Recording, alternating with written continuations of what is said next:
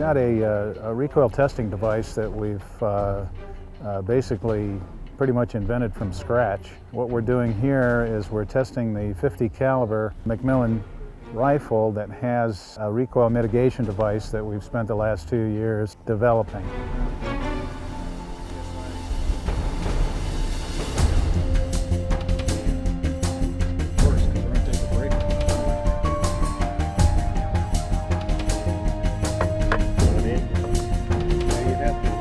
We'll just call it a test sled.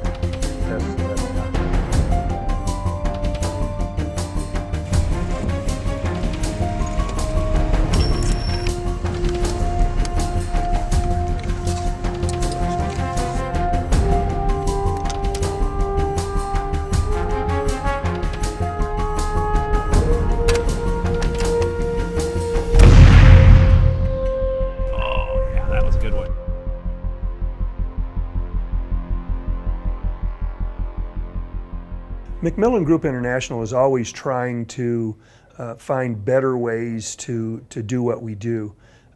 We try to build the most accurate rifles we can build, the most durable, long-lasting, accurate fiberglass stocks.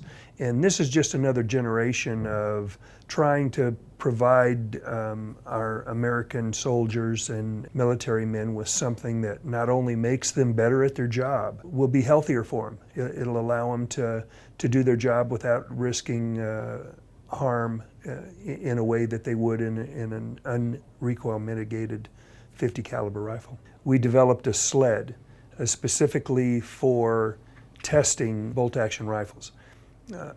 We wanted something that was sturdy, rigid, tough, that could absorb the amount of energy that we're talking about and transmit that energy to a computer that would allow us to look at the data and discern whether or not our device is as effective as we'd like it to be, and whether we're actually getting the type of reactions from recoil that we expect to. In addition to this, we developed our own proprietary software that will allow us to gather this information, look at it, dissect it, and actually come up with quantitative analysis of how much energy is being dissipated through a rifle during firing, and how much of that's actually being absorbed by a shooter.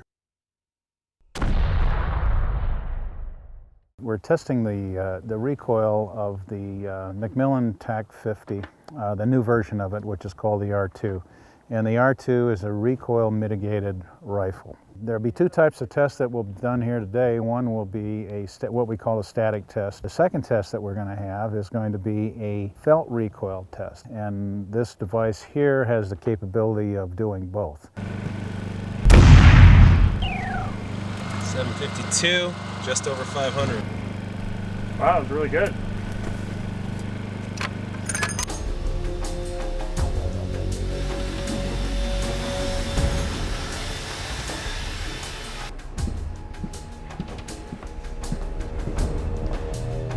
Good to go.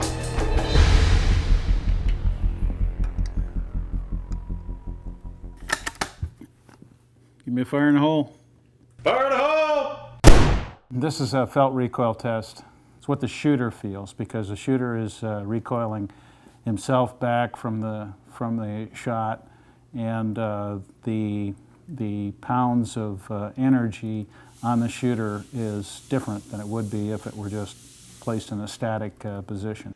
At McMillan, we're always concerned that when we bring out a new product or a new concept, that it's been tested, proven, it actually works, it does what it's supposed to do, and then we have data to back it up with. As far as accuracy is concerned, you can really concentrate on shooting at the target instead of concentrating on how bad the recoil is going to affect you and affect your concentration.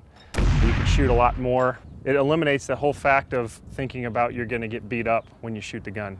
And that's a huge thing, it's a mental thing. What you're able to do is you're able to, again, concentrate more on the target and what you need to do in your mission instead of the recoil, especially now that the suppressors are coming into play in all of the military applications. We've got a 5-shot group that's less than a minute of angle. That means that for each 100 yards, well, it's less than an inch, okay?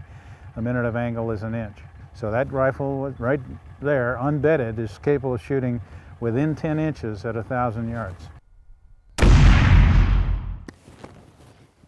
There's still a lot of shooters that after, 20, 30 rounds are feeling the effects. I think that this thing can go, I mean, we'll try it, but I think easily 100 rounds without feeling any negative physical effects from it. We're doing tests that include shooting it without the muzzle brake, shooting it with suppressors. We want to have that information so that when we go to our potential customers, we can say, look, here's the data that shows you that what we're telling you is true.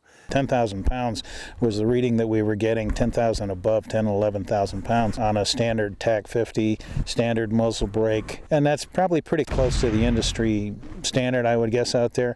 When we put the R2 device on it, we were in the 600 pound range. As far as the integrity of the device itself, it has been tested and cycled over 1 million times. The shooter, with some practice, should be able to follow a shot through the scope.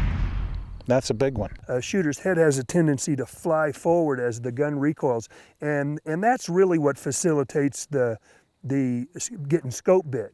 It's not that the scope comes back into the shooter's eye as much as it is his head going forward. There is no reason to be afraid of getting scope bit with the device on. You don't get that head whip. With the R2, it was definitely a much more pleasurable experience and will make this gun as a suppressed weapon much more desirable by the people who are going to be using it. I'm extremely pleased with the product and the way that it's performed today, and it's going to be a great addition to the McMillan line. And I'd like to say that I'm extremely relieved that it is.